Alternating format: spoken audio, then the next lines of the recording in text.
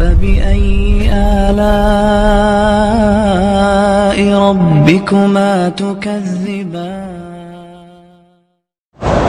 اسی طرح اللہ تبارک و تعالیٰ نے اب دیکھیں رجب کا مہینہ گزرا، اب شعبان کا مہینہ رحمتوں کا مہینہ ہے۔ حضور سب سے زیادہ روزے رمضان شعبان میں رکھتے ہیں۔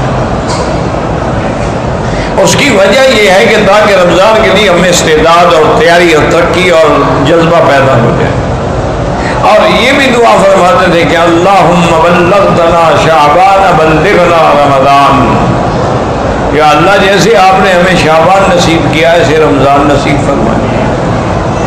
اچھا، رمضان کا مہینہ کیا ہے کہ ابھی پہلا حصہ جو ہے وہ رحمت ہے، دوسرا حصہ جو ہے وہ مغفرت ہے، اور تیسرا حصہ جو ہے وہ جہنم سے آزادی کے پروانے۔ اسی طرح حدیث مبارک میں آتا ہے کہ مسلمان کے لیے دو خوشیاں ہیں۔ ایک جب وہ افطار کرتا ہے تو خوشی ہوتی ہے کہ سارا دن کا پیاسا ہے، بھوکا ہے، اب اللہ کی نعمت سامنے، اور ایک اس دن خوشی ہوگی جس دن اللہ تبارک و تعالیٰ کا دیدار کرے گا۔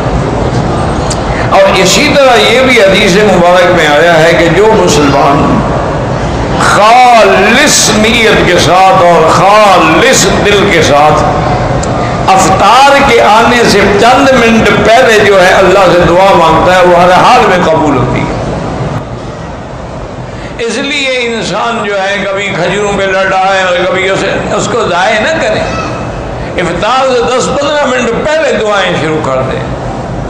اور دعا کا طریقہ یہ ہوتا ہے کہ پہلے درود شریف پڑھیں، جتنا ہو سکے 1 دفعہ، 3 دفعہ، 7 دفعہ، 11 دفعہ، 21 دفعہ، 100 دفعہ، 1000 دفعہ، یعنی دعا کے اول میں بھی درود ہو اور آخر میں بھی درود۔ اور درود پڑھنے کے بعد اللہ کی حمد و ثنا بیان کریں، جیسے کہ اور نہ آئے تو سورۃ فاتحہ پڑھ لی، اس سے بڑی دعا اور اس سے بڑی حمد و ثنا کیا ہوتی ہے۔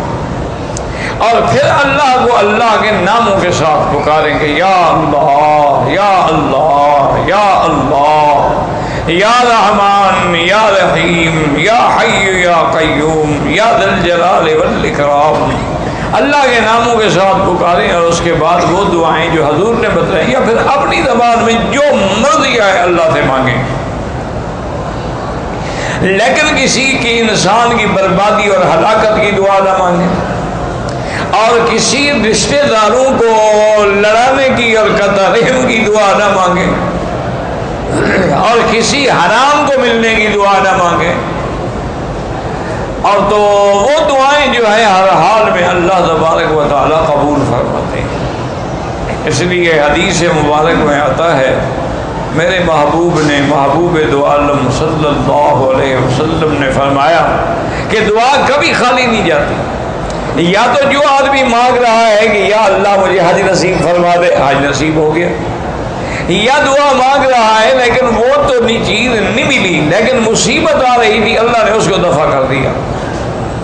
اور تیسری صورت یہ ہوتی ہے کہ اس کی دعا کو قیامت کے لیے لکھ دیا جاتا ہے، ذخیرہ بنا دیا جاتا ہے، اس کا بدلہ اس کو قیامت میں ملے گا۔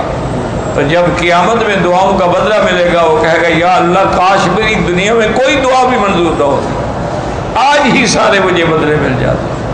تو یاد رکھیں کہ دعا جو ہے وہ کبھی خالی نہیں جاتی، صرف شرط یہ ہے کہ مانگنے والا ہو، شرط یہ ہے کہ اخلاص ہو، شرط یہ ہے کہ تڑپ ہو، شرط یہ ہے کہ درد دل سے دعا مانگے۔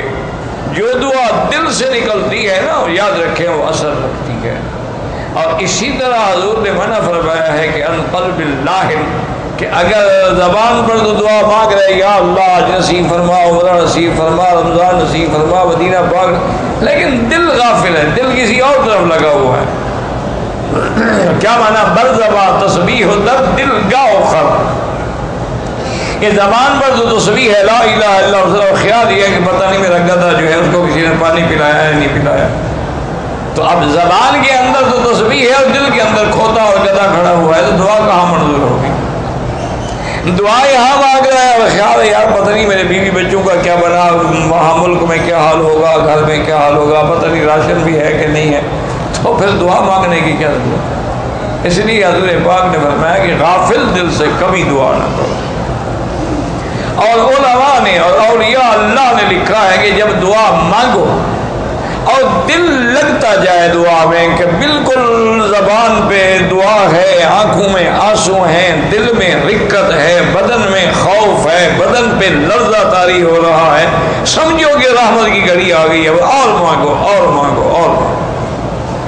اور دعا مانگ رہے ہو دل نہیں لگ رہا، بس کر دو۔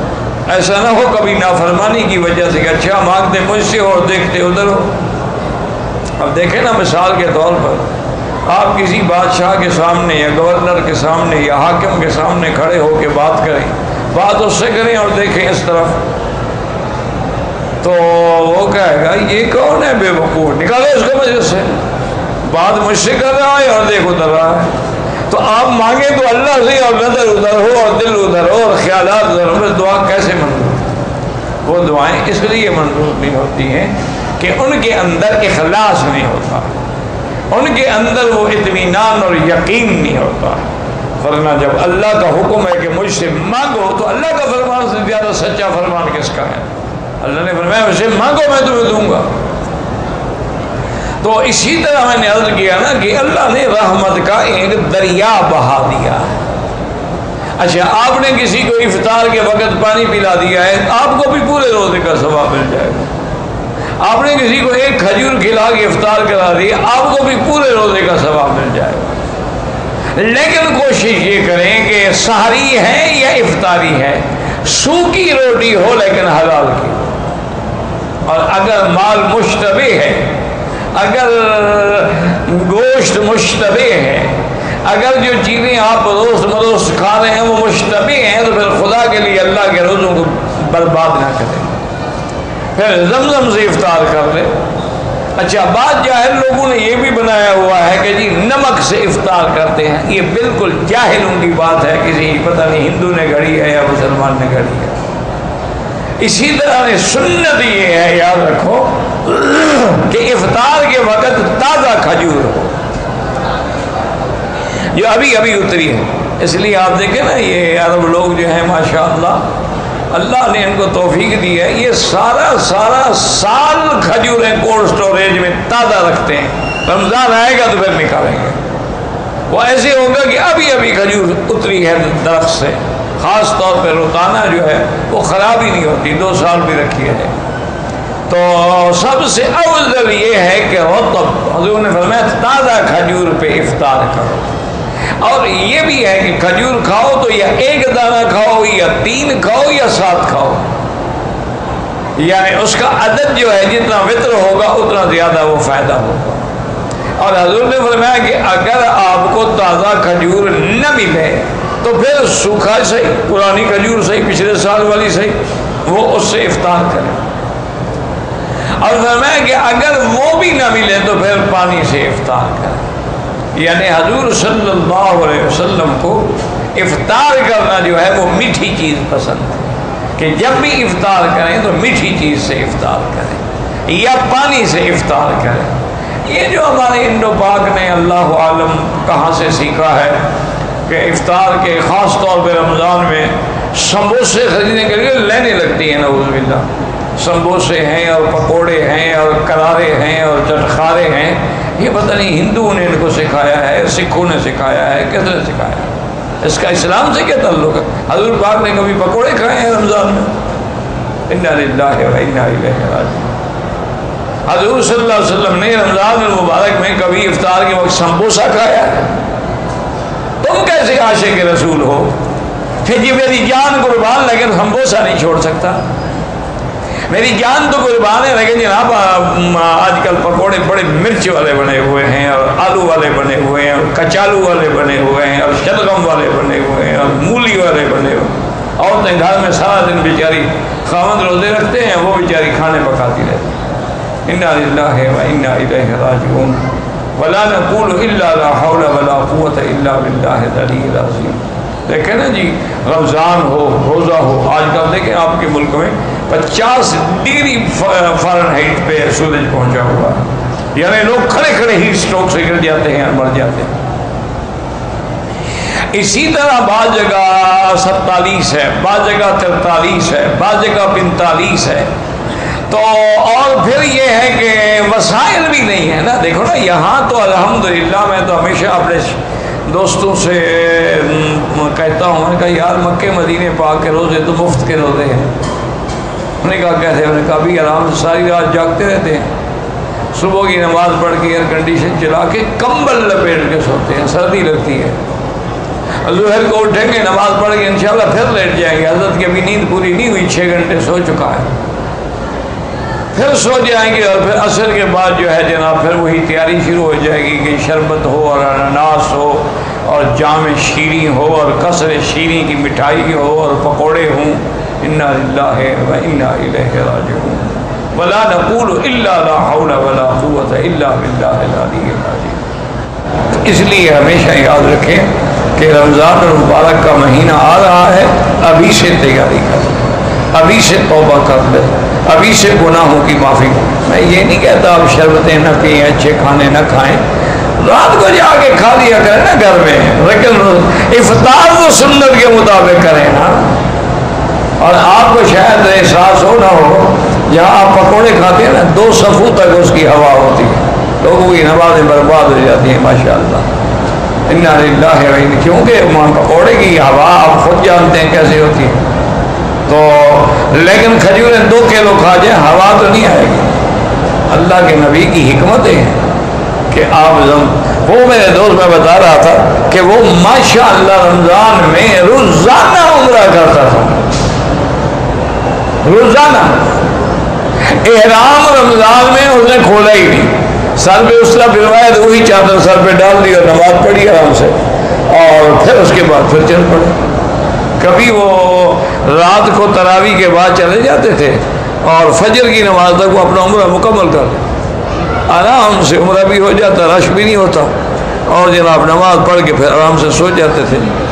تو ایک دن انہوں نے کہا مجھے اشارے سے کہ یار بیٹھ جاؤ. میں بیٹھ گیا تو اس نے اجوا کھجوریں رکھی ہوئی تھی اور ایک جگ تھا چھوٹا سا، اس میں مشروب تھا.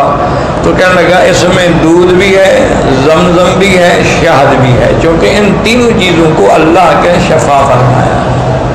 تو میں ان تینوں چیزوں کو جمع کر لیتا ہوں اور اسی سے افطار کرتا ہوں کہ کھجور کھا لی اور 2-3 گلاس یہ چڑھا لیے، سارا دن پتہ ہی نہیں لگتا عمرہ کرنے کا، بھاگنے کا، دوڑنے کا. اتنی اللہ انرجی دے دیتے ہیں، طاقت دے دیتے ہیں کہ پھر مجھے کسی چیز کی ضرورت نہیں رہتی. تو اس لیے ہمیشہ یاد رکھیں. اچھا کبھی کبھی زیتون بھی رکھا کریں، چونکہ جن چیزوں کا قرآن میں ذکر ہے ان کا خیال کیا کرو. قرآن میں والتین والزیتون وطور سینین وہذا البلد الامین. تو طور تو خیر پہاڑ کا نام ہے، اور تین کہتے ہیں انجیر کو. زیتون مشہور ہے، تو اگر تازہ نہ ملے تو اس کا تھوڑا سا وہ دانے اچار والے رکھ لیے تاکہ سنت پوری ہو جائے. وہ بھی نہ ملے تو زیتون کا تیل، حضور تو تیل میں روٹی ڈبو کے کھاتے تھے. آپ کے لیے سالن کیا تھا؟ زیتون کا تیل، اس میں روٹی ڈالی اور کھا لی. اور یا کبھی خل مانا سرکہ، حضور سرکے سے روٹی کھاتے. ہمیں بھی یاد ہے یار، آج کل تو سب بڑے آدمی بن گئے نا. جب مکے شریف آ گئے، مدینے آ گئے، ایئر کنڈیشن گاڑیاں مل گئیں، ایئر کنڈیشن گاڑی مل گیا. وہ بھی کہتے ہیں پدرم سلطان پور. میرا تو باپ جناب بادشاہ تھا، اور ہمارے شلغم کے باغ ہوا کرتے تھے جو ہمارے گھروں کی چھتوں پہ لگائے ہوئے تھے. انا للہ و انا الیہ. شلغم کا بھی باغ کا بھی دیکھا ہے.